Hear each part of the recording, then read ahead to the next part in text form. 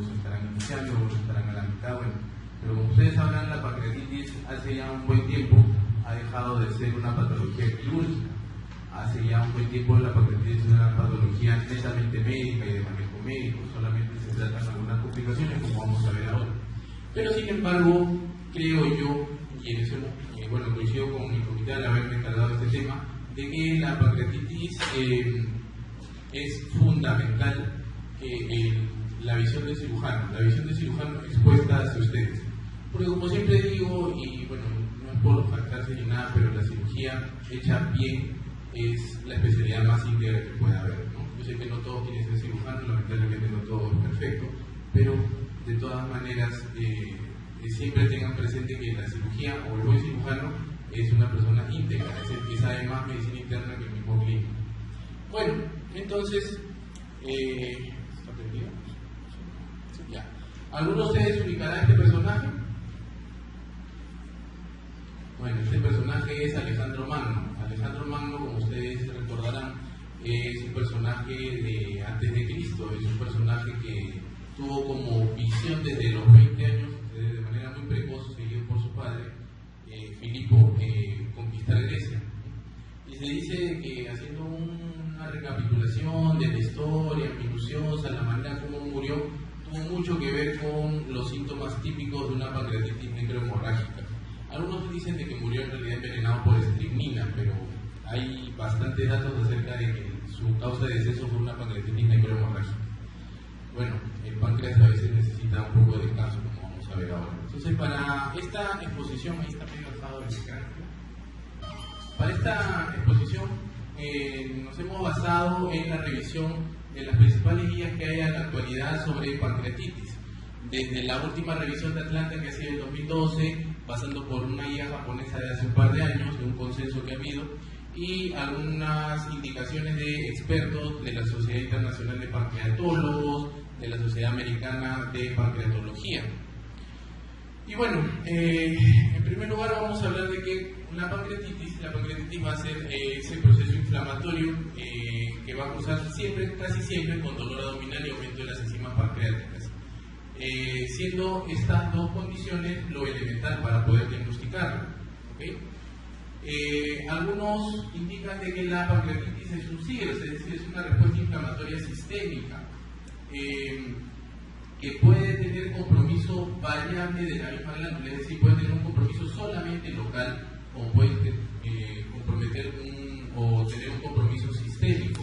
Miren, la pancreatitis es importante de que la conciban como un proceso en el que nosotros no podemos detenerlo. Es casi como si fuera un resfrío. No quiero hacer el parangón completamente idéntico, pero es así, o sea, empieza la pancreatitis, se desencadena la pancreatitis por procesos que vamos a resumir ahora, y en realidad no hay nada que nosotros podamos hacer que detenga la pancreatitis. Nosotros vamos a hacer, o sea, el médico va a ser un espectador de cómo es que evoluciona el paciente en la pancreatitis. En ese camino, nuestra intención es evidentemente que no se muera el paciente, y para eso hay una serie de, digamos, artimañas, una serie de tratamientos que debemos de seguir, pero la pancreatitis, una vez que se desencadena, la gran mayoría sí van a ser leves, pero existe un porcentaje que van a ir incluso a la muerte, y por más que hagamos muchos esfuerzos, no se va a poder hacer nada. Ese es un tema ya incluso estadístico. Entonces, ¿de qué va a depender de que esto sea así? Ustedes siempre tengan presente, y esto les va a acompañar en toda su carrera, de que todo proceso inflamatorio que haya en el organismo va a depender su severidad, de que este compromiso involucre el sistema cardiovascular, el sistema respiratorio, el sistema renal y el sistema nervioso. ¿Okay? Pueden haber compromisos inflamatorios tan severos que empiecen a comprometer los órganos y sistemas por el cual nos mantenemos vivos, ¿sí? Que es básicamente corazón, pulmón y riñón. ¿Okay? Entonces, el compromiso de estos grandes órganos, a partir de que si nos inflama una glándula en el abdomen, el compromiso de estos grandes órganos es lo que va a determinar si es que la pancreatitis va a ser severa y si es que le va a matar a nuestro paciente. Entonces, ustedes recordarán tal vez este gráfico que les mostraron en anatomía, si es que se lo mostraban todavía, ¿no es cierto?, de que el páncreas es como una fiera que está ahí enmarcada en el marco duodenal, ¿no es cierto? que mientras está desinflamada es como un tigre que está ahí tranquilo, sin molestar, pero está siempre atento y al acecho de causar problemas. Y una vez que se irrita, causa grandes problemas. Un órgano que pesa aproximadamente 90 gramos, de situación retroperitoneal, ricamente irrigado, pero que una vez que se inflama puede tener grandes o puede causar grandes problemas. Es como si fuera una fiera dormida. ¿Okay? Entonces, las etiologías, las causas de la pancreatitis, eminentemente van a ser dos. ¿Okay? El 80% van a ser por cálculos en la vesícula, o sea, de etiología biliar, así se le llama, etiología biliar y etiología alcohólica. ¿Okay? Estos dos engloban el 80%. Teniendo en cuenta de que aproximadamente un tercio de los casos no se puede llegar a determinar su causa. Pero no es la única causa de pancreatitis, si bien es cierto es la principal, no es la única causa. Van a haber otros tipos de pancreatitis, otras causas de pancreatitis que también es importante considerar. Porque a veces el paciente hace pancreatitis y no encontramos cálculos en la vía biliar, no encontramos cálculos en la vesícula, el paciente nunca ha consumido alcohol. Entonces tenemos que empezar a pensar en otras causas que no son poco frecuentes, como vamos a ver ahora. ¿Okay? Entonces las mismas piedras pueden llegar a ocasionar hasta la mitad de los casos de pancreatitis. ¿Okay? Como vamos a ver ahora qué es lo que pasa. ¿Okay? Y hasta un 30% por alcohol. Existen otras como la hipertrigliceridemia, causas, venenos, autoinmunes, infecciones, hasta de origen quirúrgico, ¿okay? Que van a causar pancreatitis, que van a producir la etiología de la pancreatitis. Por eso siempre es importante, como en toda patología, la anamnesis. ¿Okay?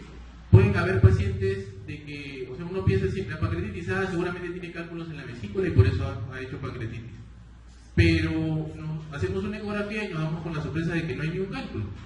Y es porque de repente este paciente es alcohólico, o porque de repente este paciente es obeso y tiene un tema de hipertrigliceridemia, como vamos a ver ahora.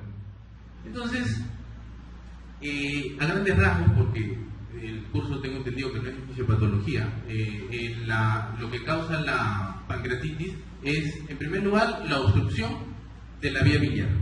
¿Okay? En segundo lugar, lo puede ocasionar la injuria o el daño a los acinos pancreáticos. ¿Okay? Todo esto lo que va a condicionar al final es que se activen las enzimas que normalmente están inactivas en el páncreas y produzca toda la cascada inflamatoria que empieza a destruir el páncreas. ¿Okay? Todo parte generalmente, la gran mayoría de casos, de una miserable piedrita que salió de la vesícula y tapó la salida de la bilis y ocasionó el reflujo hacia el páncreas y activó todas las enzimas pancreáticas. Eso es lo que pasa en la mayoría de casos. Entonces todo este reflujo viene y empieza a destruir los acinos pancreáticos. Pero en otros casos existen agentes exógenos como el alcohol, virus, algunos venenos, algunas drogas, ¿okay? Algunos fármacos, muy importante, que destruyen de por sí al ácido pancreático y producen la pancreatitis también. ¿Okay? Entonces, esas son las dos principales vías que producen pancreatitis. Uno, la obstrucción, y otro, la lesión acinar propiamente por algún tóxico, ya sea fármaco, ya sea veneno, ya sea virus, ya sea procesos autoinmunes. ¿Okay? Entonces, vamos brevemente con las principales causas. ¿Okay? Las principales causas, como digo, mi intención es más hablarles de la terapéutica, no tanto de las causas, pero es para que recuerden un poco. La litiasis vesicular, o sea, lo que les comentaba, ¿no? Un paciente que tiene sus cálculos en la vesícula, no esa señora que comúnmente está con sus molestias en el hipocondrio derecho, después de comer grasa, siempre tiene cólicos, le hacen una ecografía, tiene cálculos en la vesícula, generalmente pequeñitos. Entonces, en uno de esos cólicos, la vesícula expulsa los cálculos, baja por el colédoco y se quedan enclavados en la ampolla de Butler. Produce el reflujo. Miren, a veces los cálculos pueden ser así pequeñísimos, generalmente menores de 5 milímetros, ¿okay? Y producir la activación de todas estas enzimas, producir la pancreatitis, ¿no? Entonces, lo que ocurre acá es principalmente una ruptura de los conductos pancreáticos y la activación de las enzimas, ¿okay? Generalmente por un tema de reflujo biliar y la hipertensión que se va a producir dentro del ducto pancreático, ¿cierto? La otra causa, ¿cuál era? En orden, después de las piedras, cierto? Por ahí ahí ya se acuerdan de algunos. Pero ¿qué ocurre con el alcoholismo? ¿Okay? No siempre, o sea, no toda persona, no se preocupen, tranquilos, sobre todo con aquellos hinchas de la semana. Lo que ocurre no es que toda persona que consume alcohol va a hacer pancreatitis. Se necesita consumir por lo menos unas 5 a 8 bebidas diarias de pisco, por ejemplo, o 5 a 8 vasos de cerveza diarios durante 5 años para poder tener un mayor riesgo de hacer pancreatitis por alcoholismo. ¿Okay? O sea, la reserva pancreática también es importante. Entonces, este tipo de personas lo que van a hacer es que el mismo alcohol va a empezar a destruir el ácido pancreático y va a producir este tipo de pancreatitis o este mecanismo.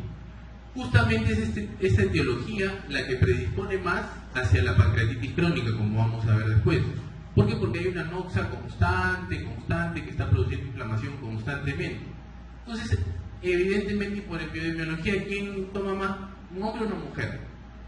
En teoría, ¿no es cierto? Pero las mujeres también se mandan sus buenas guacas, sobre todo cuando acaban los exámenes y que aprobaron. En la semana, ni qué decir, se forman sus grupitos en el jardín botánico y ahí toman su recomín entre ustedes, ¿no es cierto? Pero la etiología alcohólica puede llegar a ocupar hasta un 35% de casos, ¿okay? Principalmente por la activación de las proteasas pancreáticas, ¿okay? Es una noxa, ¿bien?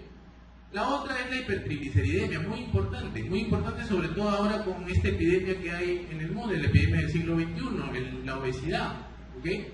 El tener un nivel de triglicéridos mayor a 1000 predispone grandemente a producir pancreatitis, ¿okay? El efecto es directamente tóxico sobre el racimo, ¿okay? Y la particularidad de la pancreatitis causada por hipertrigliceridemia es que no produce mucha elevación de la amilasa, como vamos a ver, ¿okay?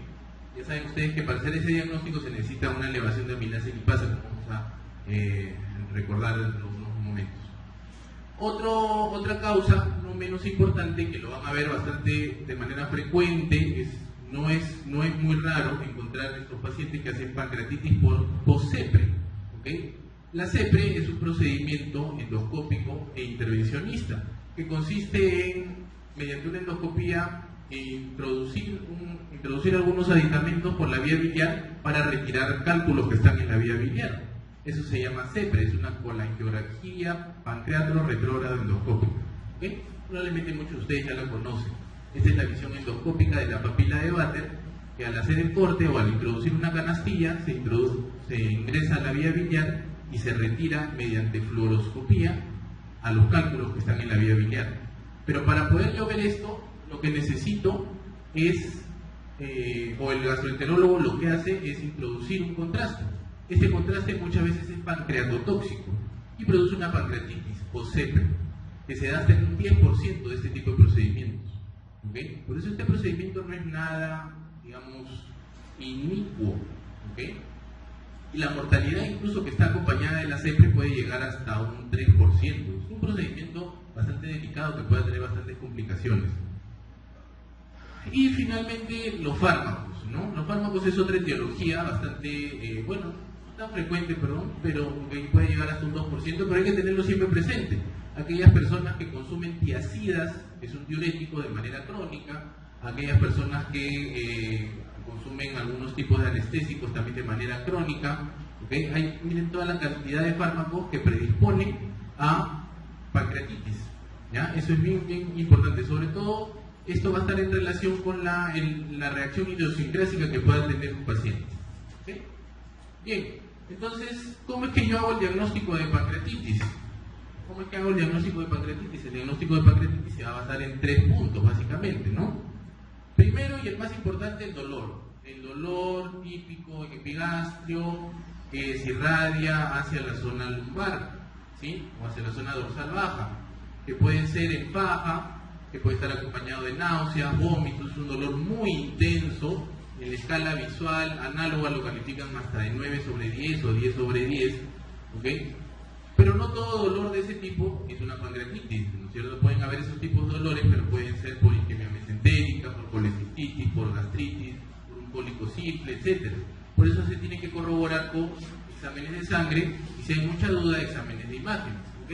Entonces, estos 3 pilares son los que van a ocasionar o lo que van a determinar el diagnóstico de pancreatitis. El dolor abdominal, como hemos hablado de esas características, que se da hasta en el 95% de los casos, la elevación de la amilasa y la lipasa 3 veces el valor normal, ¿okay? Y hallazgos característicos. Pero es suficiente con que tengamos estos dos primeros para diagnosticar pancreatitis, ¿okay? Cuando se tiene la duda es que tal vez se va a algunas imágenes, como vamos a ver ahora, ¿okay? Entonces, estos tipos de dolor, no se olviden que se puede llegar a dar hasta en el 95% de los casos. Y el dolor generalmente se produce de forma aguda, ¿okay? Entonces, la epidemiología clínica indica que el dolor abdominal se da hasta en un 95% de casos, ¿okay? Pueden haber otros que van a estar asociados a la misma pancreatitis, aparte del dolor, como son las náuseas, el dolor irradiado hacia el dorso, puede haber un poco de fiebre, tal vez. Si hay ictericia es porque definitivamente esto ha sido por obstrucción de la vía biliar, ¿okay? Qué pena que no se ve. Bueno, pero como ustedes sabrán, la amilasa y la lipasa son las enzimas diagnósticas, ¿no es cierto? La amilasa es la primera que se va a elevar, la lipasa se va a elevar unas horas después, tal vez 1 o 2 días después, y la amilasa, por tanto, va a ser la primera que va a caer. Miren, a ver, sigan acá, la curva de la amilasa es esta de acá, y la curva de la lipasa es esta más grande. ¿Sí? Entonces, la amilasa es la primera que se eleva, no se eleva tanto y empieza a caer más rápido, al segundo día. Y la lipasa es la que se eleva con mayor cantidad al primer o segundo día y demora más en desaparecer. ¿Por qué es importante esto? Porque si le llega un paciente a la emergencia con el dolor típico en epigastrio, irradiado hacia la espalda, ¿no es cierto? Y ustedes sospechan en pancreatitis, lo primero que van a hacer es pedirle una amilasa y lipasa, ¿no es cierto? Pero no siempre van a tener los reactivos a la mano, a veces o hay amilasa o hay lipasa. Con suerte se tiene los dos, a veces dependiendo del hospital en el que estén. Entonces eso va a depender mucho del tiempo de enfermedad. Porque si ustedes piden, por ejemplo, una amilasa en un paciente que ya tiene 3 días o 2 días con este tipo de dolor, ¿le saldrá negativo o positivo? Va a salir negativo, evidentemente, y se le va a pasar una pancreatitis y van a decir, no, pero la amilasa está negativa, entonces no es pancreatitis, ¿sí? Y se va a retrasar el diagnóstico. Entonces no tiene sentido que en un paciente que tiene más de 1 día o 2 días de dolor característico le pidan una amilasa, por ejemplo. Estos pacientes de todas maneras hay que pedirle una lipasa, ¿sí? Y por el contrario, ¿no? Si el paciente el dolor recién ha iniciado, tampoco tiene sentido de que le pidan una lipasa, porque la lipasa todavía no se va a elevar. El primero que se eleva es la amilasa, ¿sí? Entonces, si el dolor recién ha iniciado, amilasa. Si el dolor ya tiene algunos días, o ya tiene algunas horas, tiene más de 1 día, lipasa, ¿ok? Recuerden que los valores diagnósticos son 3 veces el valor que usen en el nosocomio donde trabajan, ¿okay? O donde estén rotando, etc. Y las imágenes, ¿no? Las imágenes, es importante, ¿cuál es la imagen de inicio cuando hay sospecha de pancreatitis? La imagen de inicio debe ser una ecografía, ¿okay? Sobre todo, no tanto para visualizar el páncreas, a veces es muy complicado ver el páncreas en una ecografía, por la interposición de aire, generalmente hay un hilo, los intestinos están parados, no dejan ver el páncreas. No es tanto eso lo que nos importa. La ecografía al inicio de sospecha de pancreatitis lo que nos va a ayudar es a determinar si es que hay cálculos o no, es decir, si es que tiene una etiología biliar o no, ¿okay? Y esto va a ayudar mucho en el proceso terapéutico posteriormente, ¿okay? Y posteriormente, si es que hay mucha duda, por ejemplo, en que el dolor persiste, pero los valores de amilasa, lipasa no corresponden mucho, es que pueden solicitar una tomografía. Pero ojo que la tomografía les va a dar mayores datos, vamos a hablar un poquito más de esto después, a partir del segundo y tercer día. No tiene mucho sentido pedir una tomografía en el primer día, ¿ok?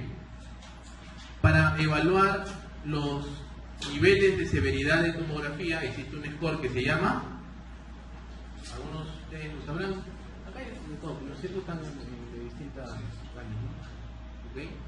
No tiene nada que ver con el Rey Mago, por si acaso, que es Baltasar. No tiene nada que ver con el libro del WhatsApp, una vez me dijo un interno. Baltasar es un score que es un score tomográfico, ¿ya? Es un score tomográfico que indica los niveles de inflamación y de colección que hay en el mismo páncreas. Y a esto va a estar asociado, se le va a dar un score, se le va a dar una puntuación asociada al porcentaje de necrosis. Y vamos a hablar un poquito más de esto después.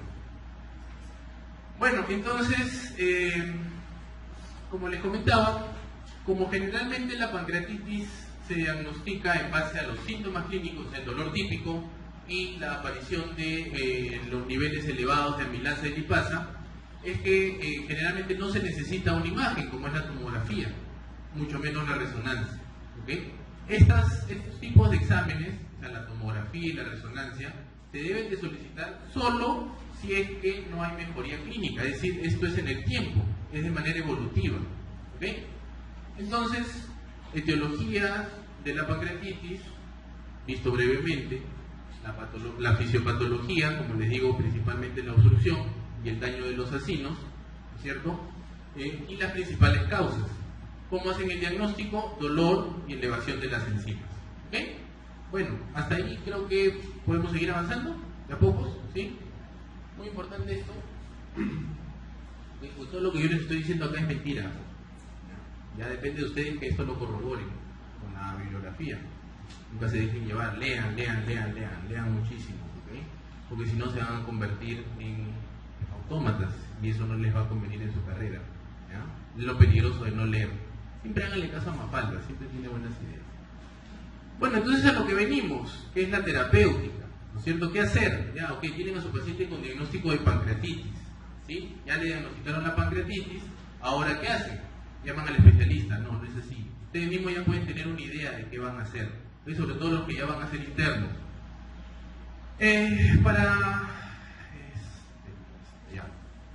Para que tengan una idea de cómo ha ido evolucionando el proceso, el enfoque terapéutico de la pancreatitis a lo largo del tiempo, antiguamente se clasificaba la pancreatitis en pancreatitis necrohemorrágica, pancreatitis intersticial o edematosa y pancreatitis gangrenosa. ¿Okay? Era la clasificación antigua que se tenía en el año 1889. Es hasta el 92 que en Atlanta se hace un consenso. ¿Okay? Este es el consenso con el que yo me formé generalmente en pregrado, que fue dividir a la pancreatitis en una pancreatitis leve y en una pancreatitis severa. Y ahí se acababa todo el problema. ¿Cómo es que lo hacíamos? Ahorita vamos a ver. Pero hasta hace no mucho se hizo un nuevo consenso en Atlanta también en el 2012, en el que se dividió o se clasificó a la pancreatitis en 4 estadios. Pancreatitis leve, seguía habiendo la leve y la severa, pero entre la leve y la severa aparece otra cosa, que sería la moderada. ¿Okay? Entonces habría pancreatitis leve, moderada, severa y la pancreatitis crítica le llaman también. ¿Okay? Con ciertos activos, como vamos a ver después. Entonces, ¿qué es lo que sucedía? Tenemos pancreatitis leve, moderada, severa y crítica. ¿Okay? Esto es como un grado de recomendación 1B, esto es ya el último consenso que hubo en Atlanta y sus modificaciones. ¿En qué me basaba para yo poder decir que el paciente que ha venido con pancreatitis es moderado, o es leve, o es severo? ¿De qué dependía?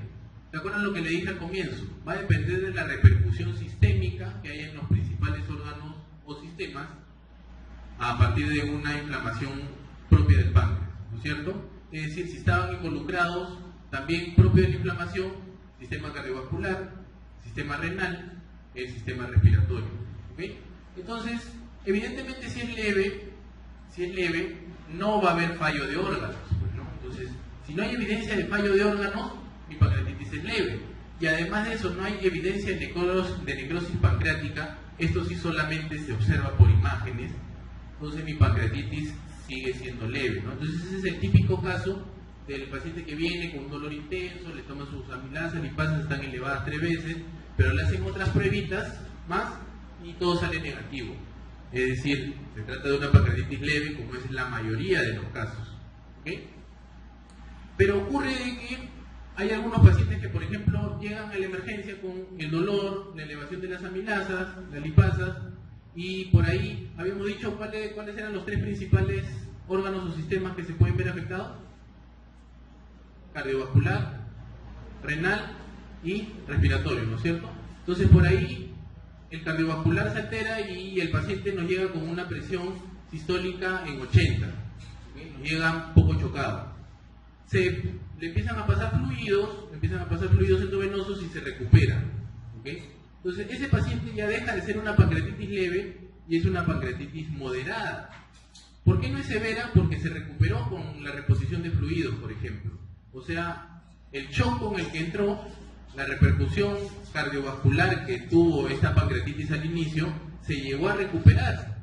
Entonces, no es leve, tampoco es severa, es moderada. Porque tiene pancreatitis, viene con una repercusión de un órgano o sistema, que en este caso sería el cardiovascular, porque llegó hipotenso, pero se recuperó, es transitorio. Se dice que cuando se recupera menos de 48 horas es transitorio.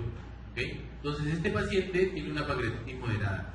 Pero si yo le paso fluidos y el paciente sigue hipotenso, no orina, está oligúrico, le tomo un análisis de gases arteriales y veo que está desaturando, que su presión de oxígeno es baja, y esto se mantiene y se mantiene y se mantiene, entonces esa pancreatitis me está ocasionando una repercusión sistémica mantenida. ¿Okay? Me está pasando las 48 horas y yo le estoy dando soporte y no mejora, y no mejora. Entonces este paciente es una pancreatitis severa. ¿Por qué? Porque el fallo de órganos cardiovascular, o pulmonar, o renal, está siendo persistente. Y si es que yo por ahí le hice una imagen, le hice una ecografía, le hice una tomografía, y encuentro persistencia de una necrosis o signos de necrosis infectada, como vamos a ver ahora, entonces otro punto para decir que esta pancreatitis es severa. El tema de la crítica, la pancreatitis crítica, es un acápite que ya en una última revisión del 2013, de 2016, perdón, es que ya se ha unido con la severa. ¿Okay? Tanto severa como crítica se ha visto que tienen la misma mortalidad. Se decía antes que era crítica porque, aparte de que esto sea persistente, la falla del órgano sea persistente, también había acompañado signos de necrosis peripancreática o pancreática infectada. Entonces, por eso se decía que el paciente estaba crítico, porque, o sea, estaba HLH, como algunos decimos, ¿no? Hasta las. Entonces, es un paciente que tenía fallo de órgano y, aparte, tenía encima el páncreas hecho papilla. Entonces, el paciente está completamente crítico, alta posibilidad de que se muera. Bien. Entonces, ¿cómo es que yo determino que mi paciente está comprometido? ¿Cómo es que yo les he dicho, si hay fallo de un órgano, entonces si mi paciente es una pancreatitis severa o moderada, ¿no? O sea, si hay fallo de cardiovascular, si hay fallo del sistema renal, si hay fallo del sistema respiratorio, entonces eso me indica de que mi pancreatitis es severa. Pero ¿cómo yo operacionalizo esa variable? Para eso existen algo que se llaman factores o predictores de severidad, que son escalas, ¿ok? Son escalas, y son múltiples escalas, ¿no? Una escala es la famosa escala de Ransom, ¿sí? Que determina, por ejemplo, el nivel de hematocrito, el nivel de urea, el nivel de oxígeno en sangre arterial, ¿no es cierto? Pero ustedes son inteligentes y a grandes rasgos dicen, mi paciente, ¿cómo yo puedo determinar que tiene fallo cardiovascular? La presión, ¿cierto? Si tengo una presión sistólica menor de 90, el paciente está chocado, está hemodinámicamente inestable, ese es un signo de falla cardiovascular. No es normal que alguien tenga una presión menor de 90, posterior a una pancreatitis o acompañado de una pancreatitis. ¿Cómo determino que mi paciente tiene falla renal? No me orina, o sea, está oligúrico, y en sangre, ¿qué se me eleva? Creatinina, urea, ¿no es cierto? Ese es otro factor, o es un punto para decir, este paciente está fallando el riñón. ¿Cómo determino que mi paciente está fallando la parte pulmonar? Hay algo que se llama el PAFI, ¿ok? El nivel de la presión arterial de oxígeno sobre el FiO2. Eso se determina solo con un análisis de gases arteriales. Por eso todo paciente con pancreatitis, hacen el diagnóstico de pancreatitis, todo paciente debe tener un AGA, ¿ok? Un análisis de gases arteriales. Entonces, esos puntos han hecho scores, gente que se ha dedicado a estudiar estas cosas, y por ejemplo un tal Ransom acomodó todas esas variables y formó unos criterios. Y ha dicho, si sumo tanto, mi paciente está severo. ¿Okay? Ransom es uno. Otro que se llama el PISA, que también mide cosas semejantes. Otro que es el SOFA, que también mide una serie de parámetros hemodinámicos, respiratorios, renales. Otro que es el famoso Apache, ¿okay? El Apache que tal vez es el más usado universalmente, que son las siglas de Acute Physiological Assessment Cardiomodynamic. ¿Okay? miren todas las variables que hay que ver, ¿cierto? O sea, le llega a su paciente con pancreatitis y no creo que haya alguien que se acuerde de hacer todas estas cosas, ¿no? Y ahora lo que hacen es sacan su tablet o su smartphone y ya tienen sus aplicaciones bien rápido, ¿no? Como una vez un interno me dijo, ¿y qué pasa si se le acaba la batería? Yo tengo mi batería externa, pues, doctor. O sea, cada vez más achicada la gente, ¿no? Bueno. Y el Marshall. Entonces son una serie de predictores, ¿no? Una serie de gente que se ha dedicado a hacer estas cosas. Entonces, ¿cuál de todos estos uso? O sea, tengo un montón. La respuesta es que uso todos y a la vez uso solo uno. Va a depender del momento y de la condición de tu paciente. Sobre esto ya hay estudios que han comparado todos estos scores. ¿Okay? Como les vuelvo a repetir, ¿qué es lo principal saber en una pancreatitis? Que mi paciente tenga, o mejor dicho, saber si es que la pancreatitis ante la que estoy es severa o es leve, ¿no es cierto? Es decir, si es que hay compromiso de órganos clave, órganos diana, órganos blancos, un cardiovascular, renal, respiratorio o no. ¿Okay? Entonces, el más sencillo y que está largamente validado, bueno, está el Ransom, que tiene que ser un puntaje mayor de 3, Visa mayor de 3, Apache mayor de 8, SOFA mayor de 4, para decir que es severa la pancreatitis. Pero uno que está largamente estudiado y con grandes muestras, en más de 18.000 casos, y con metaanálisis y todo, es el Marshall, digamos que es el más sencillo de aprender y tiene muy buena validez para poder determinar que tu paciente tiene una pancreatitis severa, que tu paciente se le está afectando un órgano importante o un sistema importante. ¿Por qué? Porque te mide la parte respiratoria, renal y cardiovascular, así de sencillo, poniéndole un puntaje a cada uno, ¿no? Lo normal que sea, lo que les comentaba que es el PAFI, que es la parte respiratoria, al sacar el ABA, es de 400. Si es más de 400, eso es normal. Con respecto a la parte renal, lo que hay que ver es la creatinina que sea menos de 1.4 para decir que es normal.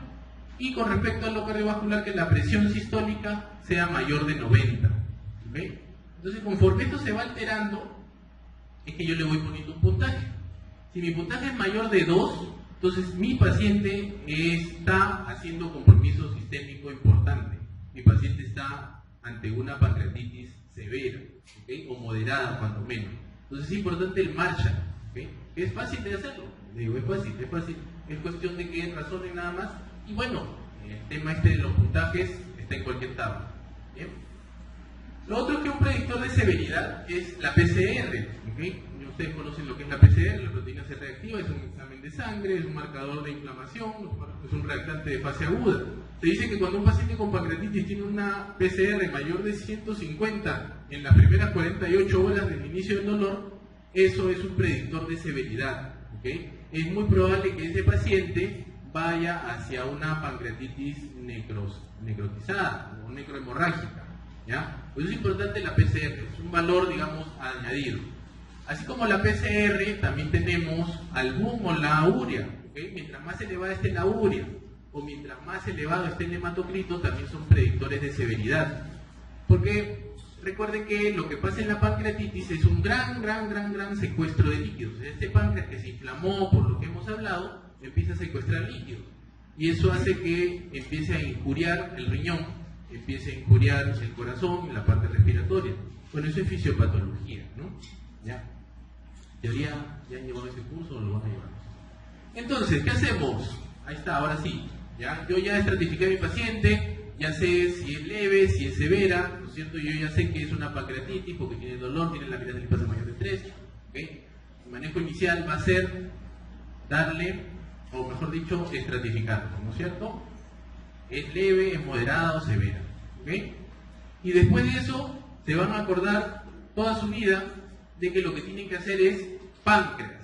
Acuérdense siempre, lo que van a hacer es páncreas. Páncreas, páncreas, páncreas, páncreas. No se despierta. Ahí está, páncreas, ¿ya? Letra por letra. Con esto nunca se van a olvidar. ¿Ok?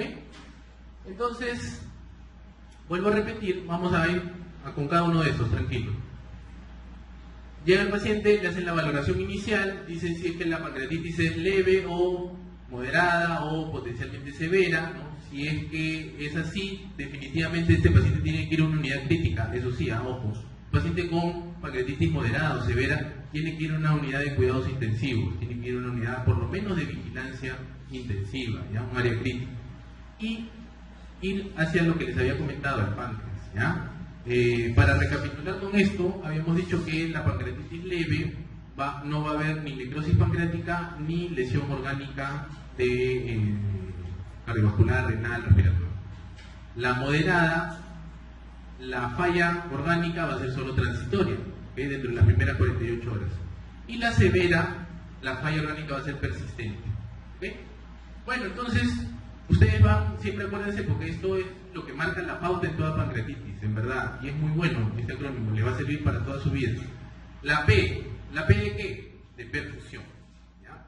Es importantísimo hidratar bien a un paciente con pancreatitis. Una vez hecho el diagnóstico, lo que tienen que hacer es meterle agua hasta por las puras al paciente, ¿ok? Tienen que meterle harto cloruro, ¿ok? O harto suero fisiológico. Idealmente lactato de Ringer, ¿no? Pero en el Perú no hay lactato de Ringer, lamentablemente. Hubo un tiempo que llegó un poco el lactato de Ringer con el tiempo del cólera, pero no, se hizo, digamos, un tipo de lactato de Ringer hechizo, ¿no? Con una solución polielectrolítica que hasta incluso se patentó, se llama la solución polielectrolítica del Perú, eso a raíz de la epidemia del cólera. Pero tal vez, bueno, se podría usar para pancreatitis, ¿no? Pero como no hay, entonces es suficiente el suero fisiológico al 9 por 1000, ¿ya? La cantidad que se debe de usar es de, miren, 15 a 20 mililitros por kilo de peso por hora, ¿okay? Entonces es una cantidad bastante considerable. Ahora ustedes dirán, doctor, pero esto en un día equivale a yo meterle, pues dependiendo del peso, le puedo meter hasta 7 litros de agua. Y es una barbaridad de agua la que le voy a meter. Sí, es cierto. Pero no quiere decir de que, o sea, llega tu paciente con pancreatitis y te indicas 7 litros de cloruro y lo ves hasta el día siguiente, ¿no? Por algo este paciente está constantemente monitorizado. La reevaluación la debes de hacer en las siguientes 6 horas o 4 horas y tu punto de, digamos, ver si tu paciente está siendo bien hidratado, ¿cuál creen que sea? ¿Cuál creen que sea lo lógico? ¿Cómo yo voy a saber si a mi paciente le estoy pasando la cantidad adecuada de líquidos? Con una medida bien simple. Antiguamente se les ponía un catéter a los pacientes y se medía la presión venosa central. Pero ahora hay algo más sencillo y que, sí, me imagino fácil, ¿no? Es el flujo urinario, pues, ¿no? El flujo urinario, la diuresis. De eso ustedes van a guiarse y decir si es que el paciente está siendo bien hidratado o no, ¿ya? Lo que sí, el flujo debe de ser bastante generoso, vuelvo a repetir. Y la diuresis, su objetivo de diuresis debe de ser de más de 2 mililitros por kilo por hora, ¿ok? Ese debe ser su objetivo de diuresis. O sea, la cantidad de volumen que le deben de pasar a un paciente con pancreatitis debe ser bastante agresiva. A eso se le llama hidratación agresiva inicial. ¿Por qué? Porque como ustedes recordarán, el proceso inflamatorio de la misma pancreatitis hace que se pierda una gran cantidad de líquido, que se genere un tercer espacio, ¿okay? Y ese tercer espacio, ese secuestro de líquido, hace que empiece a sufrir el riñón, que empiece a sufrir el corazón, que empiece a sufrir el pulmón. Si no hay alguien que supla esa cantidad de líquido que se está perdiendo, entonces el paciente se va a ir hacia la falla multiorgánica, hacia un punto de no retorno. Por eso la importancia de la hidratación agresiva inicial, ¿okay? Con suero fisiológico. P de perfusión. A de qué cosa creen que sea. A de analgesia, ¿ok? La analgesia es importantísimo, hasta yo diría que es tal vez tan o más importante que la misma perfusión. ¿Por qué? Porque ustedes tal vez para lo que ya han estado viendo a un hospital, no sé, por lo principal que consulta una persona en una emergencia o en una hospitalización, lo que sea, es el dolor, ¿no es cierto? Y muchos de ustedes ya incluso se adecúan a no sentir nada, pero el dolor representa ir retorciéndose de dolor y pasan y dicen, oye, ¿quién lo va a ver? ¿No? ¿Quién lo va a ver, pobrecito? Pónganle algo.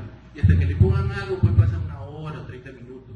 Y a ver que ustedes le den un cólico, ¿no? Y que se estén retorciendo, dolor, van a querer que le pongan lo que sea para calmarles su dolor. A veces están que chillan solamente por una hamburguesa que se comieron y les dio una diarrea o algo por el estilo. Imagínense el dolor de una pancreatitis. El dolor de una pancreatitis es sumamente intenso. Esto es algo que se ha evolucionado mucho, al menos en lo que es cirugía, ¿ok? Antes los cirujanos decían, no, pues mamita, te han operado, te tiene que doler, pues. Te han operado, te tiene que doler. No, no es así, pues. O sea, si te han operado, uno tiene que calmarle el dolor al paciente, tiene que minimizar el dolor. Tampoco es cierto eso que no le pongas analgésico porque vas a enmascarar el cuadro. Eso es falso. Bueno, relativamente falso. Tampoco se trata de ponerle a todos morfina, ¿no? Porque ahí sí van a enmascarar cualquier cosa, evidentemente. Pero tampoco es de que tengan al paciente retorciéndose de dolor hasta que venga el cirujano y descarte de que no sea una peritonitis. No es así. O sea, el tratamiento del dolor debe de ser de inicio. Y debe ser de inicio con opioides, ¿ok? Con opioides. Nada de que paracetamol, metamizol, eso no calma el dolor de pancreatitis en la vida, pues. ¿Ya? Es mentira esas creencias que dicen que la peptidina causa adicción. Falso. Yo doy peptidina a diario a mis pacientes postoperados y ni uno es adicto. Lo que sí es cierto es que la peptidina causa cierta sensación de bienestar, pero no es que uno le ponga 50 miligramos de peptidina y el paciente se siente como si estuviera marihuaneado. No es así tampoco. O sea, la peptidina calma el dolor muy bien y da una sensación de bienestar que definitivamente le ayuda bastante al paciente. Pero no es que tampoco, como se satiriza la peptidina, de que no, que te vas a volver adicto y que te gusta porque eres fumón. No es así tampoco, ¿ya? Y hay otro mito también que es bien teórico, lo del tema del esfínter de Oddi, que dicen que los opioides producen contracción del esfínter de Oddi. Falso, ¿ya? O sea, eso es bien teórico, eso nunca sucede, ¿verdad? Nunca he visto que por ponerle peptidina a un paciente o a un opioide, el esfínter de Oddi se le haya cerrado y al día siguiente ya está más histérico. No es cierto, ¿ok?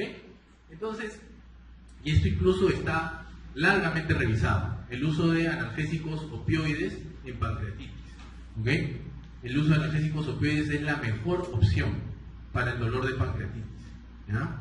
Evidentemente, como todo opioide, sí tiene un evento adverso bastante delicado, que es la depresión respiratoria, ¿no?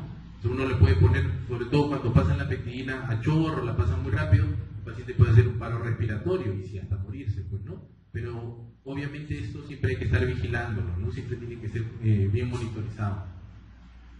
Lo otro es la nutrición.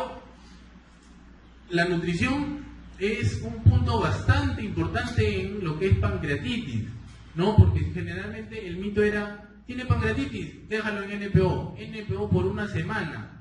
Entonces el paciente se está pudriendo de hambre, se está eliminando gases, ve que a su costado pasan con la mazamorrita, se muere porque le den, aunque sea media migaja de pan. No, tú estás en NPO porque el doctor me dijo que es NPO. Y lo tienen en hambre al pobre hombre, ¿no? Entonces, ¿qué es lo que pasa cuando tienen en hambre a una persona o cuando tienen en NPO a una persona? Pasa esto. Miren la diferencia de las vellosidades intestinales de una persona que está comiendo con las vellosidades intestinales de una persona que está en NPO por más de 2 días. El NPO es sumamente deleterio, ¿okay? El NPO ocasiona esto, que las vellosidades intestinales se atrofien. No se preocupe por las chicas que les gusta hacer dieta y dejan de comer por el examen. Eso pasa cuando se deja de comer por 2 días, ¿okay? Entonces, esto predispone a un problema que se llama translocación bacteriana y evidentemente hace que el paciente con pancreatitis esté más susceptible de cualquier infección. Entonces, la parte nutricional en una pancreatitis es muy importante de manejar, ¿verdad? Sobre la parte nutricional es toda una charla, es toda una clase. Y yo les sugeriría de que, o sea, así como hacen estos cursos de terapéutica en base a patologías, hagan cursos de terapéutica, por ejemplo, en base a dolor, ¿no? Cómo manejar, es lo más frecuente, ¿no? Cómo manejar el dolor, invitan anestesiólogos, cómo manejar la nutrición en un paciente operado, en un paciente hospitalizado por algún problema médico. Invitan un cirujano, invitan un nutricionista. No, nutricionistas no, los nutricionistas lamentablemente no se forman para estas cosas. La nutrición uno mismo tiene que darla. Invitan un intensivista, tal vez. ¿Okay? Cómo manejar la hidratación, cuánto de sodio, cuánto de potasio, esas cosas, pero de manera práctica. Eso les ayuda muchísimo. Porque llegan internos y lamentablemente están en cero con estas cositas, ¿no? Entonces la nutrición en un paciente con pancreatitis es sumamente importante, vuelvo a repetir. Si bien es cierto, uno tiene que tener en reposo la glándula pancreática, pero el hecho de tener en reposo la glándula pancreática no quiere decir que vas a matar de hambre al paciente. Cuando la pancreatitis es leve, se le puede iniciar la vía oral con líquidos claros o con mazamorritas, tal vez lo importante es que sea cero grasas, eso sí, cero grasas. Se le puede iniciar la dieta cuando la pancreatitis es leve, una vez que el paciente tenga hambre. Porque el hecho de tener hambre, el hecho que te diga, doctor, pancito, al menos de hecho, desde que te digan eso, es porque ya su intestino está pidiendo estímulo. ¿Ve? No es necesario que el pancreatitis leve, ojo, no es necesario de que los marcadores de inflamación hayan bajado, no es necesario hasta incluso de que el paciente haya eliminado gases. Evidentemente, si es un paciente que está distendido, no le van a dar de comer tampoco, ¿no? O sea, si está en ello, no le van a dar de comer. Pero cuando pasan estas situaciones, como en la pancreatitis severa, por ejemplo, tampoco puedo dejar de nutrirlo a mi paciente. Entonces ahí tengo otras opciones, tengo las opciones de las sondas. Ok, tú ya tienes 2 días en NPO, no te puedo dejar más tiempo en NPO, tienes que nutrirte. Si no tienes hambre, entonces te meto una sonda, que suene feito, y te paso el alimento por la sonda, que puede ir al estómago o puede ir directo al yeyuno, ¿okay? Va a depender del tipo de fórmula que se usa. Pero no dejen en NPO a un paciente. ¿Por qué? Porque lo va desnutriendo, y el paciente con pancreatitis es un paciente que necesita proteína, necesita los ladrillos para regenerar todo el tejido perdido, ¿okay? Y eso únicamente se obtiene mediante una nutrición exógena. Que lo ideal es dar esta nutrición por vía enteral, ojo, por vía enteral, es decir, ya sea por vía oral o directo al estómago o al intestino. Cuando no es así, cuando no se puede porque el paciente está muy distendido, está grave, tiene un cuadro de mala absorción, está completamente contraindicado darle nutrición enteral, es que recién se usa la nutrición parenteral, es decir, la nutrición que va directo a una gran vena, ¿ok? Pero la nutrición parenteral debe ser lo último que debemos de usar, ¿ok? Porque la nutrición parenteral se acompaña de mucha morbilidad y mortalidad, ¿ok? Entonces está corroborado, está comprobado de que el uso o la nutrición temprana en un paciente con pancreatitis disminuye considerablemente los procesos infecciosos, ¿ya? Ahí está lo que hemos hablado, y ahí está, ¿no? El inicio precoz de la dieta, el hecho de que un paciente empiece a comer más pronto también hace que esté menos tiempo hospitalizado, hace de que disminuyen las complicaciones infecciosas, disminuye la morbilidad, ¿ok? Y lo que les comentaba con respecto a la barrera de las vellosidades, ¿no? Cuando las vellosidades se atrofian, se pierde esa barrera que tenemos en todo el intestino, que es la misma mucosa intestinal. Recuerden que el intestino tiene un tejido asociado a células linfoides, ¿no es cierto?, que es el MALT. Evita la translocación bacteriana. ¿Bien? ¿Qué sigue? La C. La C es lo que hemos hablado, que es hacer el score clínico, ¿cierto? Todo paciente con pancreatitis tienen que hacerle su score clínico. De preferencia, habíamos dicho que uno bueno y bien validado es el score de Marshall, ¿no es cierto? ¿Un Marshall más de cuánto? Más de 2, más de 2, un Marshall más de 2 te indica que la pancreatitis es severa, ¿no? Pero hay otros scores como el Ransom, el Apache que digamos es el que más usa todavía en algunos lugares, que si es más de 8, se trata de una pancreatitis severa, ¿no? Y lo de la PCR, ¿no? Cuando tenemos una PCR mayor de 150, ojo, es probable que este paciente persista o tenga una pancreatitis severa o haga una complicación. La R de radiología, ¿ok? Como les había comentado, paciente con pancreatitis, al inicio se debe de hacer un examen de ecografía, de ultrasonografía, básicamente para poder determinar si es que hay cálculos o no en la vía biliar. Si es que la etiología de esa pancreatitis es biliar, o sea, es por piedritas que han salido y se han impactado en el páncreas, ¿ok? Cuando tenemos a nuestro paciente con pancreatitis y nos estamos dando cuenta que nuestro paciente con pancreatitis leve inicialmente empieza a desmejorar, empieza a tener compromiso hemodinámico, respiratorio, renal, sigue haciendo fiebre, empieza a desmejorar, algo está pasando, tenemos que recurrir al siguiente paso, que es hacerle una tomografía. Ahí recién la tomografía abdominal está bien indicada. Hablamos de tomografía abdominal para poder determinar la severidad que pueda haber de una posible complicación local. Vamos a hablar un poquito más de eso después. Y para eso hay unos criterios que se llaman los criterios de Baltasar, ¿ok? Vamos a hablar después un poquito más de eso. La E de IRCP. ERCP, ¿ok? O sea, con la angiografía con la angiografía retrogrado-endoscópica, ¿sí? Como ustedes saben, o los que no saben, este procedimiento consiste en introducir un endoscopio hasta el duodeno y por ese endoscopio canalizar la vía biliar, introducir una sustancia en contraste y miren cómo se pinta la vía biliar con cálculos en su interior, ¿sí? Cálculos que probablemente estén ocasionando la pancreatitis. Entonces, por este mismo endoscopio se introduce una pequeña canastilla y se saca el cálculo, ¿sí? Este tipo de procedimiento está indicado en un paciente con pancreatitis y colangitis, es decir, cuando el paciente tiene su cálculo enclavado en la vía biliar y esto le está ocasionando que la bilis no salga y se esté estaciando y la bilis, en vez de hacerse bilis, se esté haciendo pus, ¿okay? O sea, en pacientes que tienen evidencia de obstrucción de la vía biliar es un paciente que necesita ERCP, ¿sí? Entonces, ¿cómo más o menos me oriento a eso? Un paciente con pancreatitis y que esté ictérico, por ejemplo, ¿no es cierto? La segunda A, que es la A de antibióticos, ¿ok?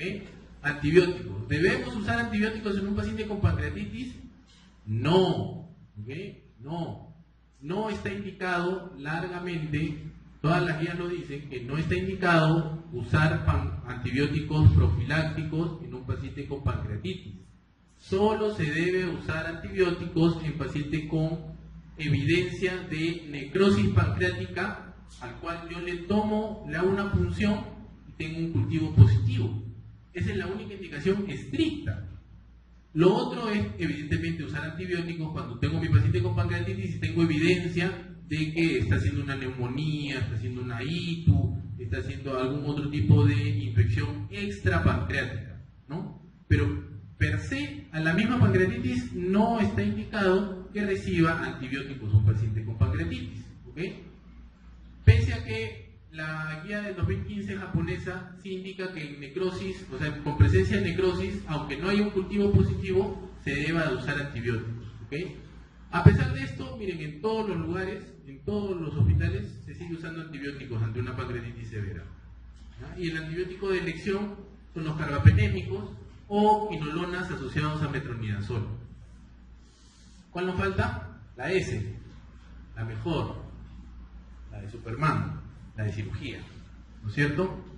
Entonces, ¿en qué momento una pancreatitis es quirúrgica? ¿En qué momento pienso yo en cirugía ante una pancreatitis? Solo en sus complicaciones, ¿ok?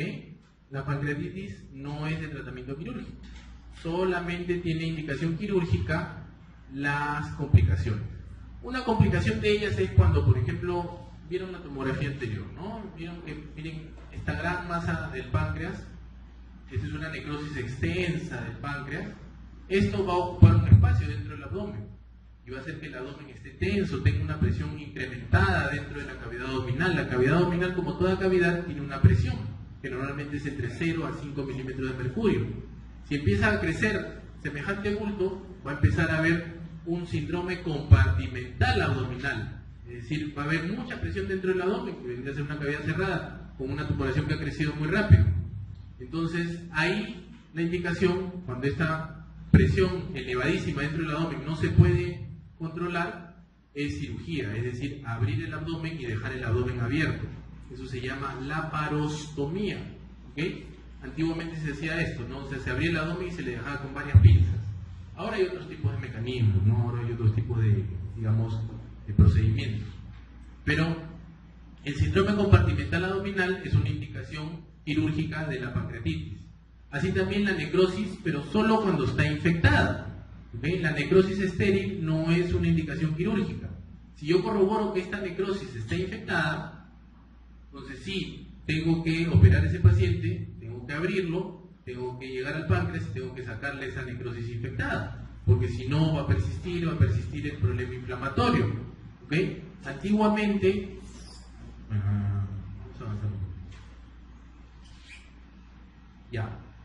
en el caso de las pancreatitis leves, una pancreatitis leve evidentemente no se va a operar, pues, ¿no? O sea, porque es un páncreas que se inflamó y, como pasa en la mayoría de los casos, se empezó a desinflamar solo, ¿sí? Le dimos un poco de soporte, de fluidoterapia, nutrición, analgesia, y empezó a desinflamar solo. Pero habíamos dicho cuál es la mayoría de causas o cuál es la principal causa de pancreatitis? Cálculos biliares, ¿no es cierto? O sea, un cálculo de la vesícula salió y obstruyó la salida de la bilis. Entonces, yo nada hago si es que mi paciente se recuperó de su pancreatitis y permito que se vaya a su casa. Ese paciente, hasta en un 30%, tiene la posibilidad de regresar por un nuevo cuadro de pancreatitis. ¿Por qué? ¿Por qué? Porque no he sacado el problema. No he sacado a la madre del cordero, que es la vesícula llena de piedritas. ¿Sí? Entonces, lo ideal en una pancreatitis leve es que no dejar que el paciente se vaya a su casa, es decir, antes del alta hospitalaria de la pancreatitis, que se resuelva la pancreatitis, se le debe de operar y se le debe de sacar la vesícula. ¿Ok? Esa es la indicación universal. Todo paciente con pancreatitis leve no debe irse a su casa con su vesícula. La vesícula debe de quedarse en el hospital. ¿Ok? Y la forma de operar esta vesícula idealmente debe ser por vía laparoscópica, es decir, cirugía mínimamente invasiva. ¿Ok? Antiguamente lo que se hacía era un corte, pues no grandote, ahora lo es por vía laparoscópica. ¿Ok? Eso en el caso de la pancreatitis leve. Cuando la pancreatitis severa, evidentemente lo que tengo que esperar es que el paciente se estabilice, que mejore todos sus parámetros hemodinámicos para poder operarlo y sacarle la vesícula, ¿sí? Pero existen algunas complicaciones como lo que habíamos comentado, que son las necrosis del páncreas, que solo se operan si es que estuvieran infectadas. Antiguamente lo que se hacía era abrir al paciente, se llegaba hasta la celda pancreática, se removía todo el tejido necrótico infectado y se les dejaba unos drenes, unos tubos gruesos que entraban por un lado, salían por otro lado. El paciente parecía octopus, con 4 drenes a cada lado, y por ahí se le pasaba 30 litros de cloruro diario para estar lavando el páncreas. De eso se morían casi todos, pero era el tratamiento quirúrgico que había antes, ¿no? Entonces ahora lo que se debe de hacer cuando hay el diagnóstico de necrosis infectada es a la zona del páncreas, esa zona infectada, necrosada, se llega por vía laparoscópica idealmente y se empieza a debilidar, se empieza a retirar toda esa cantidad de tejido. En ocasiones se puede hacer esto por vía endoscópica cuando la tumoración es bastante grande, cuando la colección es bastante grande, se introduce un endoscopio especial por el estómago. Recuerden que el páncreas está en una situación retroperitoneal, conforma la pared posterior de la transcavidad de los epiplones. Acuérdense de la transcavidad de los epiplones, quienes la conforman, ¿no es cierto? Está el estómago adelante, está el páncreas atrás. El páncreas inflama y tiene una colección grande, entonces si yo perforo la pared posterior del estómago, voy a llegar a esa colección. Entonces eso se puede hacer a veces por vía endoscópica nada más, y que toda esta colección se drene hacia el tubo digestivo, ¿no? Entonces es también un procedimiento mucho menos invasivo. ¿Ok? Entonces, esos son los casos en que se recurre a la cirugía para pancreatitis. O sea, se opera a un paciente con pancreatitis si tiene síndrome compartimental, si tiene una necrosis infectada, si se le hace una colecistectomía laparoscópica antes de su alta hospitalaria, una vez que ha remitido en la misma pancreatitis. ¿Ok?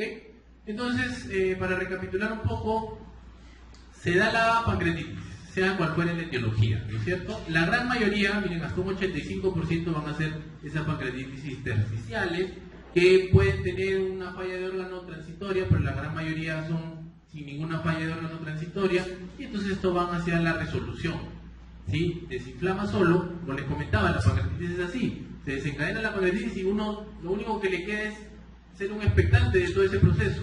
Evidentemente en ese proceso apoyamos al paciente a que no se muera, ¿no? Pero la gran mayoría remiten. Lo que le hacemos es calmarles, mejorarles su estado general con fluidoterapia, analgesia, etc., ¿no? Y un pequeño porcentaje, tan pequeño, ¿no? Un 20%, pueden ir a la parte necrotizante, hacia una pancreatitis necrotizante, ¿ok? Que pueden ir hacia una falla transitoria de órganos, pero pueden ir también hacia una falla persistente de órganos y hacer una necrosis estéril o una necrosis infectada. ¿Okay? Esto en el transcurso del tiempo generalmente se llega a dar a partir de las 4 semanas. Es decir, un paciente que inicia con su diagnóstico de pancreatitis, a lo mucho al mes ya se está definiendo cuál va a ser su curso. Evidentemente eso no va a pasar en un paciente con pancreatitis leve. Un paciente con pancreatitis leve generalmente repite en 5 a 7 días, ¿ya? En ese transcurso nosotros tenemos que nutrirlo bien, darle una fluidoterapia agresiva, apoyarlo con antibióticos si es que hubiera alguna evidencia de infección, ¿sí? Y miren, la mitad de los pacientes con pancreatitis necrotizante llegan a morir por falla orgánica múltiple en las primeras 2 semanas. Y la otra mitad, que pasan las 2 semanas, si mueren por problemas o complicaciones locales de la misma pancreatitis. ¿Ok? Bueno, entonces, ¿qué pasa con el paciente que ya yo le he dado todo ese apoyo? Un paciente llegó con el diagnóstico de pancreatitis severa, estoy dando el apoyo de fluidoterapia, antibióticos, analgesia, le estoy dando tal cual las cosas. Pero pasan 2 a 4 semanas y el paciente sigue mal. Miren, ya hasta incluso necesito dializarlo porque ese riñón no está funcionando. ¿Qué pasó acá? ¿Qué está pasando? Bueno, lo dejamos ahí, párense, lávense la cara, vayan a tomar algo y seguimos. ¿Ok? ¿Sí? ¿Un pequeño receso o no? ¿Quieren seguir? ¿Seguimos? Yo estoy cansado. Ya bueno, seguimos entonces. No tienen ganas de pararse, de tomar algo. Ya, bueno. Seguimos. No me salió. ¿Quién es? ¿Saben quién es? ¿Lo ubican? No es Raes, ¿ah? ¿Todavía sigue tu Raes? Sí, todavía. ¿Sí? ¿Todavía? Ya se juega. Bueno, recuerden siempre que todo lo que se lee, sobre todo para los que les gusta mucho el tema de la medicina basada en evidencias y que todo depende de lo que yo le voy a hacer al paciente lo que dice el último journal, o porque la estadística dice una cosa no lo hago. Ahí hay que tener mucho cuidado, ¿ok? Porque el paciente no es una colección no es una suma, no es un 2 más 2, ¿no? Saben que en medicina 2 más 2 nunca es 4, muy rara vez es 4. Entonces la medicina siempre tiene mucho de arte, pues definitivamente, ¿no? Yo nada soy, como decía creo que San Francisco, si yo no tengo amor, nada soy. Entonces si no hay tacto, siempre simpatía y sobre todo comprensión con el dolor ajeno, no van a lograr mucho. ¿Quién es este? Es el autor de uno de los libros que deberían haberlo leído seguramente, que es el Harrison. Ese es el doctor Harrison, el discípulo de Osler, padre de la medicina interna. Bueno, entonces, paciente con pancreatitis leve, ya saben que apoyo nutricional, apoyo de fluidoterapia, ¿sí? Esto remite espontáneo o remite generalmente a la semana, y si hay cálculos, hay evidencia de cálculos en la vesícula, el paciente debe ir a colecistectomía laparoscópica, ¿sí? Si yo tengo evidencia de que esto es severo, por otro lado, este paciente necesita ir a cuidados intensivos y, ¿qué cosa? Páncreas, ¿no es cierto? PD, perfusión, analgesia, nutrición, score clínico, radiología, IRCP, antibióticos y cirugía. ¿Sí? Muy bien. Entonces, lo que les había comentado, ¿no? ¿Qué pasó con este paciente que, o sea, yo le he dado todo esto, pero pasaron 2 o 4 semanas y sigue en falla multiorgánica, o sea, algo se me está escapando. Cuando pasa esto, cuando tenemos este tipo de pacientes, es porque algo no está yendo bien, ¿sí? Persiste un paciente, por ejemplo, con 300 de PCR, sigue con los nitrogenados elevados, ya está tan mal el riñón que necesita diálisis, necesita todavía mantener su apoyo ventilatorio, sigue con inotrópicos, vasoactivos, algo no está yendo bien y todo es producto del mismo páncreas. ¿Qué debo de hacer? Tomografía. ¿Ok? ¿Por qué? Porque estos pacientes generalmente lo que está pasando es que están entrando en la fase de pancreatitis necrotizante, están empezando a tener una gran colección de necrosis, que puede ser estéril como puede ser infectada. ¿Okay? Entonces, cuando está pasando esto, cuando algo está yendo fuera del curso normal de la pancreatitis, es que hablamos de las complicaciones de la pancreatitis aguda. ¿Okay? Y las complicaciones de la pancreatitis aguda las podemos dividir en 2 grandes grupos, de la pancreatitis edematosa y de la necrotizante. ¿Okay? Las complicaciones de la pancreatitis aguda van a depender del tiempo en el que estamos. ¿Okay? Si yo encuentro en la tomografía una gran colección de fluidos, pero estoy la tomografía desde antes de las 4 semanas de inicio, A esa colección simplemente le llamo colección de fluidos, ¿okay? No tiene otro nombre. Pero si ha pasado las 4 semanas, a eso se le llama el famoso pseudoquiste pancreático. ¿Por qué? Porque ya se hace pseudoquiste pasadas las 4 semanas, porque pasadas las 4 semanas se forma una capa alrededor de esta colección, como vamos a ver ahora. ¿Okay? Y cuando hay evidencia de necrosis pancreática, si es menos de 4 semanas es una colección necrótica aguda. Pero si ha pasado más de 4, es una necrosis encapsulada. Algunos prefieren llamarle wall of necrosis, ¿no? Necrosis fuera de la muralla. ¿Okay? Bien. Entonces, colección de fluidos antes de las 4 semanas, ¿no? Es simplemente una colección líquida. No hay una pared definida, simplemente hay una colección fuera del páncreas. Tienes a tu páncreas rechoncho ahí, pero hay una colección afuera, ¿no? Que probablemente esté empujando la pared posterior del estómago. ¿Ya? Esto, la gran mayoría se resuelven espontáneamente. La gran mayoría, con el tratamiento médico, empiezan a reabsorberse. Y algún porcentaje es que evoluciona esto, al famoso pseudoquiste. Les digo que la colección evoluciona a pseudoquiste pasada las 4 semanas. ¿Okay? Y se llama pseudoquiste porque tiene una pared. Tiene una pared. Por eso ya no es una colección, es un pseudoquiste. El pseudoquiste se forma a raíz de que uno de los túbulos que llegaron al conducto, que llegan al conducto de Wilson, se ha obstruido y forma esta gran colección. ¿Okay? Esta gran colección. Por eso algunos le llaman el síndrome del ducto desconectado. La gran mayoría se dan en el cuerpo y la cola del páncreas, ¿ya? Y empujan a la pared posterior del estómago, causan llenura precoz en el paciente que ya ha evolucionado de pancreatitis, causan mucho dolor, persistencia de la amilasa y la lipasa elevada. ¿Okay?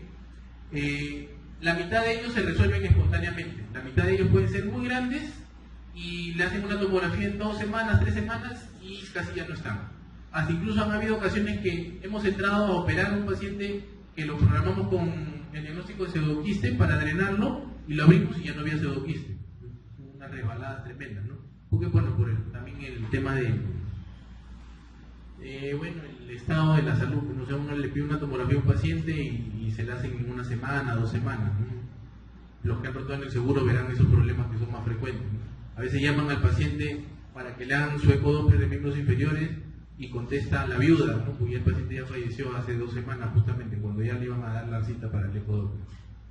Bueno, entonces el pseudoquiste pancreático, la gran mayoría se resuelven espontáneamente y un 15% van a persistir. Ese porcentaje sí es el que tiene que ir a cirugía, ¿okay? O sea, ese pseudoquiste hay que drenarlo. La gran mayoría se puede drenar directamente al estómago o se puede drenar a un intestino, ¿ya? Se hace una anastomosis o una unión entre ese quiste y el mismo estómago para que se termine de vaciar. Entonces se le llama una cistogastrostomía. Bueno, lo otro es la colección necrótica aguda antes de las 4 semanas, ¿sí? Puede ser peripancreática o intrapancreática o misma pancreática, ¿ok? Acá lo que va a haber es áreas necróticas, ¿no? Eso lo van a diferenciar de una colección de líquido porque van a haber áreas donde no van a estar captándose el contraste, ¿no? Por eso la tomografía para páncreas debe ser con contraste. ¿Okay? Y la necrosis encapsulada, que lo que va a llamar acá la atención es que va a haber focos de necrosis, pero intrapancreáticos y alrededor de ellos toda una pared bastante gruesa, ¿sí? Entonces tenemos necrosis, colección necrótica aguda, una necrosis encapsulada. ¿Y cuándo es que sospechamos que esa necrosis se infectó? Cuando hay aparición de gas en el interior de la imagen necrótica, ¿okay? Evidentemente, si hay gas, es muy probable de que haya un germen que esté produciendo ese gas, ¿no es cierto? Sin embargo, no es 100% definitivo que porque haya gas hay infección de esa necrosis, ojo. La única manera de saber al 100% que esta necrosis se infectó es con un cultivo, ¿okay? Por radiología intervencionista se punza esa zona del páncreas, guiado por tomografía, y se manda a cultivo. Si el cultivo es positivo, es una necrosis infectada, ¿okay? Solo cuando es infectada es que el tratamiento debe ser quirúrgico, la desbridación de esa necrosis infectada, ¿okay? Y evidentemente el uso de antibióticos, ¿no? Como hemos hablado. Entonces, las complicaciones de la pancreatitis podemos decir que las podemos dividir en locales y sistémicas. Las locales van a ser propias del mismo páncreas, o sea, todas esas conexiones, todos esos acúmulos que se han formado en el mismo páncreas, o sea, el pseudoquiste, la colección líquida, el absceso, la necrosis, que puede ser aguda, puede ser amurallada, puede ser infectada, ¿sí? Y las sistémicas, lo que hablamos en un inicio, ¿no? O sea, aquellas complicaciones como falla renal, falla respiratoria, falla hemodinámica, ¿ok? Muy bien, entonces esto ya nos abre el campo hacia hablar un poco sobre pancreatitis crónica, ¿ok? La pancreatitis crónica, si bien es cierto, no es tan frecuente, ya esto no es tan largo la charla como la de pancreatitis aguda, pero la pancreatitis crónica siempre deben de recordar que va a estar asociado al alcoholismo, ¿ok? Siempre va a ser propia de un paciente que tiene historia o antecedente de alcoholismo, ¿ya? Y la fisiopatología está muy ligada también evidentemente a la pancreatitis aguda, porque como ustedes comprenderán, si es crónica es porque han habido inflamaciones constantes, ¿no? Que han llevado al final a la fibrosis. Entonces, la pancreatitis crónica se define como una enfermedad inflamatoria progresiva. Lo que va a haber acá es una fibrosis de los acinos pancreáticos, ¿ya? Y acá ustedes tienen que recordar que el páncreas es una glándula endocrina y a la vez exocrina también, ¿no es cierto? Entonces, las fallas en ambas cosas es lo que va a producir esa clínica típica de la pancreatitis crónica. La pancreatitis crónica casi ya no se ve nada, tiene una incidencia hasta de 35 de 10 más o menos por 100.000 habitantes, ¿okay? Va a ser más frecuente en hombres porque en teoría se asocia que el hombre es más alcohólico que la mujer, ¿no es cierto? ¿Ya? Y la causa principal va a ser el alcoholismo siempre, ¿ya? La causa principal va a ser el alcoholismo. Como habíamos hablado, en pancreatitis aguda, el alcoholismo lo que va a hacer es, o el alcohol lo que va a hacer es producir una anoxia directa en los ácidos pancreáticos, ¿ya?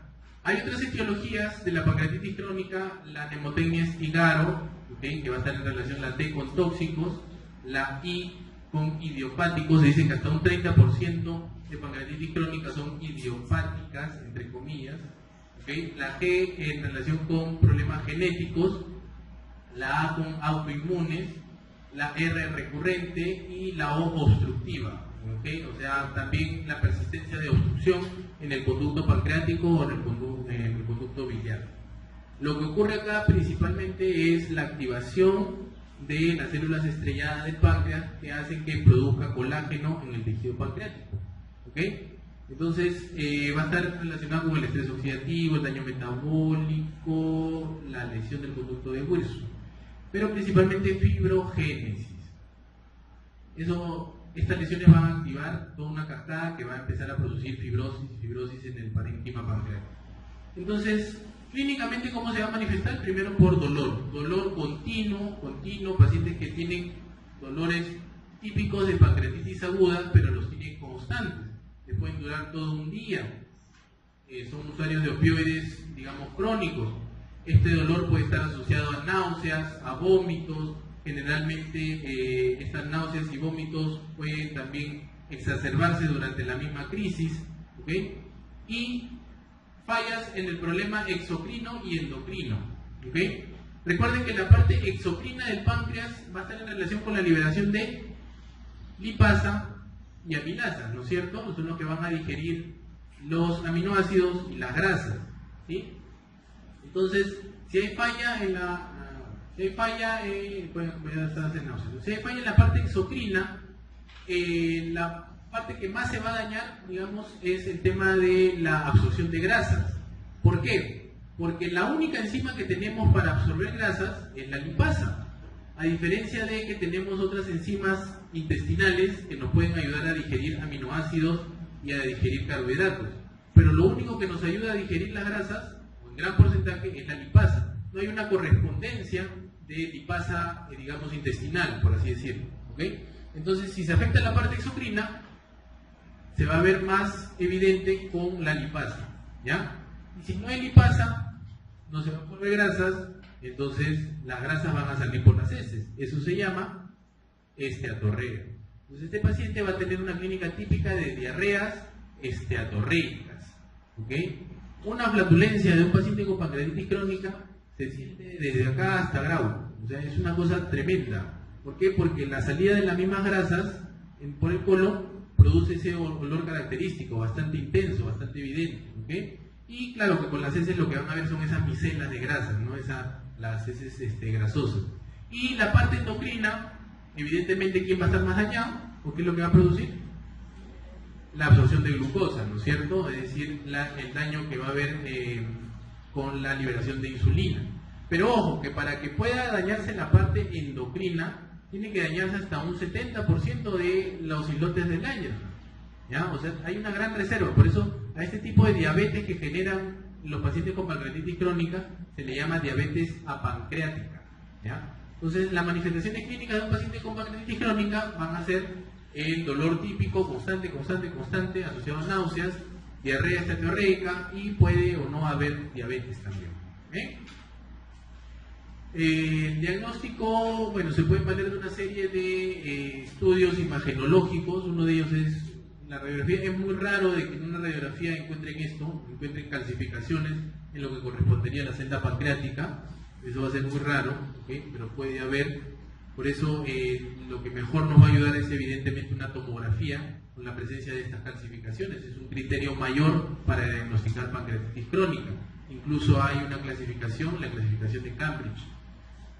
Y la ERCP también, la CEPRE, hay una serie de hallazgos que están en relación con la pancreatitis crónica, sobre todo la obstrucción del wirsum, la obstrucción del conducto pancreático. Y también la aparición de algunas enzimas pancreáticas elevadas. ¿Okay? Un paciente con pancreatitis crónica es un paciente bastante venido a menos y un paciente que tiene una mortalidad considerable. Como ustedes se darán cuenta, hay una gran malabsorción. Aparte de eso, hay grandes problemas con el tema de la glucosa. Es un paciente que tiene su vida bastante venida a menos, entonces es propenso a sufrir múltiples complicaciones, sobre todo infecciosas, ¿ya? Aparte de eso, que es un paciente desnutrido de por sí. Entonces, el enfoque terapéutico de un paciente con pancreatitis crónica, primero hay que dejarle bien en claro que lamentablemente la pancreatitis crónica es una enfermedad que no se puede curar, una enfermedad que requiere de mucho, digamos, adherencia del paciente al tratamiento para que pueda llevar una vida al menos algo normal, ¿ya? Lo principal, y como siempre les digo, va a ser suprimir o calmar el dolor, ¿sí? El dolor es muy intenso, constante. Imagínense tener un páncreas que constantemente está obstruido, que constantemente está luchando por liberar el poco líquido pancreático que produce. Evitar las complicaciones que puedan surgir posteriores a esto, producto de la malabsorción, producto de la diabetes que se forma, mejorar su calidad de vida y tratar de conservar un poco la función endocrina y exocrina, ¿no? Si no hay amilasa, no hay lipasa, no hay insulina, evidentemente lo que tengo que hacer es un aporte exógeno de eso, ¿no? Y hay medicamentos que están en relación con eso. El tratamiento de dolor va a estar en relación con procurar desobstruir ese conducto pancreático, por un lado. Por otro lado, el uso de opioides, cuando el dolor es tan intenso, incluso se puede asociar a antidepresivos tricíclicos, porque el dolor puede ser muy incapacitante, y hasta incluso se puede llegar a generar un bloqueo del plexo celíaco. Un bloqueo del plexo celíaco, se opera al paciente y se le infiltra alcohol, o se le infiltra algún corticoide, o se le infiltra algún anestésico para bloquear el plexo celíaco por el dolor que puede ser tan intenso. Plexo solar. La insuficiencia exocrina, evidentemente hay que tratarla con enzimas. No hay enzimas exógenas que están en el mercado, hay lipasas, amilasas que se venden y hay que darle una dosis específica para cada paciente. Siempre vigilado, ¿no? Siempre en relación con la dieta que va a seguir el paciente. El dolor que va a estar generado tanto por la obstrucción como por el mismo proceso inflamatorio crónico va a tener un tratamiento quirúrgico dependiendo del tamaño del wirsum. Si tenemos un wirsum muy grande, la cirugía va a tener que ser resectiva, es decir, sacar ese problema y dar un aporte exocrino y endocrino, ¿no es cierto? Exógeno. Pero si es menos, se plantean una serie de posibilidades quirúrgicas, que son cirugías derivativas, es decir, descomprimir el wirsum por distintas vías quirúrgicas, distintas opciones o tratamientos quirúrgicos. Uno de ellos es, por ejemplo, la cirugía de puesto, que consiste en anastomosar un intestino hacia el mismo Wilson, ¿no? Son cirugías grandes, cirugías algo complicadas incluso, ¿ya? O tratar de desobstruir por alguna vía el mismo conducto pancreático que está estenosado o está esclerosado. Bien, entonces la pancreatitis crónica en verdad es todavía una patología que tiene mucho por estudiarse, no, por lo mismo que no es tan frecuente, al menos en nuestro medio, pues está muy asociado al consumo de alcohol, sobre todo, esto se ve más en personas europeas, aunque parezca raro, pero en el Perú no es que se consuma mucho alcohol, en realidad poco a poco se está consumiendo tal vez un poco más de pisco, pero hay otros lugares donde se consume mucho más alcohol que acá. Y evidentemente hay lugares, ¿no? Yo entiendo de que ustedes no son consumidores de alcohol crónico, pero si uno va a 2 cuadras más acá, por Tacora, por La Parada, evidentemente va a encontrar esos borrachitos que consumen alcohol diario, ¿no? Esos pacientes son los que generalmente acaban en pancreatitis crónica. Y lamentablemente el pronóstico es bastante ominoso, y una mortalidad nada despreciable, y un estilo de vida que tiene que ser bastante, digamos, pausado, ¿no? Muy bien, entonces todo lo que se lee o todo lo que se les imparte acá es solamente información, nada más, ¿no? El aprendizaje implica mucho más de eso. El aprendizaje implica el juntar una serie de experiencias, ¿no? Lamentablemente uno en una de estas charlas solamente puede captar su atención en los primeros 15 minutos. Los siguientes 15 minutos eso está corroboradísimo, por más de que estén prendidos del ecrán, están pensando en pagar su luz, en si verán enamorado más tarde, si comen pollito o comen maquis más tarde, o sea, después de los primeros 15 minutos se va la atención. Y de todo lo que se ha dicho ahora, solamente se llevan un 5%. Eso está neuroanatómicamente corroboradísimo también. ¿Se acuerdan de su circuito de Papez y todas esas cosas? Entonces, ¿de qué va a depender de que aprendan esto? No es tanto de la información vertida, sino del aprendizaje que hagan diariamente. Y eso, como siempre lo dicen los grandes maestros, se obtiene con el paciente, ¿no? O sea, solamente estando a diario en un hospital y viviendo, juntando una serie de vivencias, es que pueden realmente captar y asimilar el verdadero aprendizaje. Muy bien, entonces eso ya ha sido todo, ¿sí? Muchas gracias por la atención dispensada.